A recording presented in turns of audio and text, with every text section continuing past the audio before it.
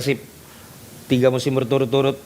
Udah pasti Bojan Hodak, tapi ini sebetulnya bukan faktor tunggal bang. Karena kalau lihat di musim ini benar-benar juara bebarengan. Yang manajemen katakan di awal, secara manajemen mereka sangat sehat. Itu gue berbincang dengan sejumlah pemain, pada akhirnya gaji itu juga menjadi salah satu faktor penting mereka bisa tenang bermain di lapangan.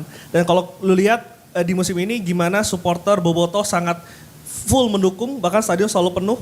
Bahkan dilihat di hari ini ketika di Geraha Persib itu Bobotoh sampai ngantri keluar untuk bisa beli merchandise original Persib Bandung. Itu kan suatu bukti dukungan yang konkret gitu untuk klub. Tapi di luar itu kalau kita lihat di dalam lapangan, memang kan tim ini dibangun untuk Asia. Dan yang gue suka adalah Bojan itu sudah menerapkan sistem yang ingin dimainkan. Jadi para pemain yang masuk itu sudah fit dengan sistem dia.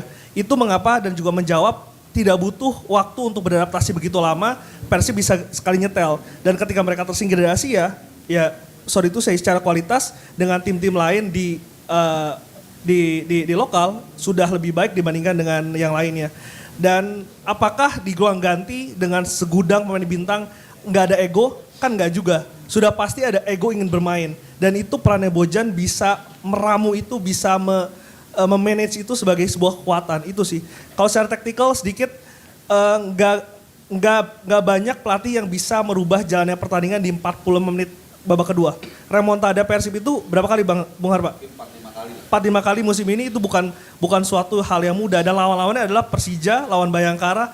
Itu butuh pelatih berkualitas, tahu maunya apa dan para pemain yang berkualitas untuk bisa mengakses, untuk bisa menjalankan taktik itu di babak kedua.